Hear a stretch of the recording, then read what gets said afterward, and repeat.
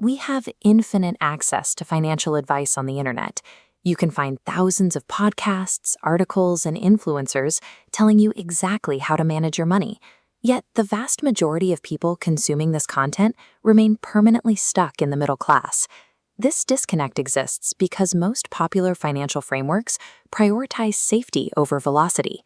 These strategies focus on extreme penny pinching and hyper-caution, methods that rarely outpace inflation or the rate at which central banks print new currency.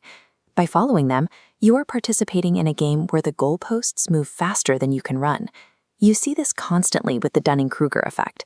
Thousands of certified financial advisors preach the virtues of skipping your morning coffee and relying on slow 8% annual compounding. But if you observe their actual habits, they are flying economy and financing average cars.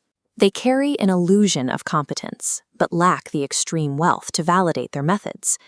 If you consume average advice from average people, the math dictates you will live an average life. The first requirement for building extreme wealth is constructing an impenetrable barrier around your mind. You have to ruthlessly filter the information you allow in. There is a simple, brutal litmus test for taking advice. If you would not willingly trade your entire life and lifestyle with the person speaking, their advice is actively harming your ambition. To absorb high-level strategy, you have to completely empty your cup. You need to purge pre-existing middle-class notions about safe money management to make psychological room for aggressive, high-velocity wealth-building frameworks. Before you can build an empire, you have to actively defend your focus against the people defending a broken system. Once you start filtering your inputs, you'll immediately spot a common trap pushed onto beginners, the idea that you need multiple streams of income right out of the gate. The actual architecture of extreme wealth looks completely different. It isn't about digging 10 shallow puddles that yield nothing. It requires dedicating all your energy into boring one singular, massive strike into a deep reservoir. Look at the origins of massive Indonesian conglomerates. The Samporna Empire didn't start with a diverse portfolio of side hustles. They built their entire foundation on a single product, rolling tobacco. Astra achieved massive scale the exact same way. They focused exclusively on automotive assembly, mastering the factory floor entirely before they ever attempted to expand sideways.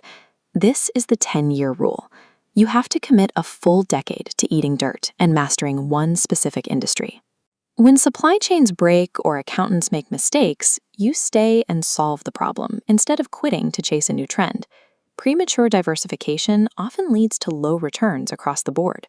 True empires only expand sideways after they have achieved absolute dominance vertically. The next major trap is the obsession with finding your passion. Prioritizing what you love over what actually generates cash keeps you broke. Build a highly efficient cash-generating machine first. You can fund your passions later. Instead of passion, the metric that separates the ultra-wealthy from the pack in the early stages is raw execution speed. A leaked internal email from Mark Zuckerberg outlined this philosophy. He noted that in software, development speed is directly proportional to execution speed. The faster you build and deploy, the faster you capture the market. Think of it like the physics of escaping gravity. You cannot glide your way out of the middle class. Breaking out requires violent, continuous upward acceleration. If you slow your speed, you crash. This requires hyper-ambition in how you work. It means an absolute refusal to take a task that requires 30 minutes of actual focus and stretch it across a 3-day timeline just to be comfortable. If your pace of output isn't out-executing the people around you, you aren't generating enough force to escape your current situation. When you combine a decade of singular focus with high execution speed, you yield the ultimate market advantage, irreplaceability. This matrix illustrates a core economic rule. Your financial compensation is strictly proportional to the size of the problem you solve. If your job is assembling a burger, the problem is small, and the skill is easily replaceable. But as you tackle highly complex, unreplicable systems, your compensation scales exponentially alongside it. Take Elon Musk. He doesn't command the highest possible financial rewards because he works more hours than a warehouse employee. He commands them because he targets impossibly large, systemic problems, like global satellite internet and multiplanetary transport. True wealth does not come from working harder on small tasks. It comes from graduating to problems so large that nobody else can easily take your place. Reaching that level of problem solving requires a specific approach to networking. To grow your capacity, you have to intentionally seek out rooms where you are the least knowledgeable person at the table.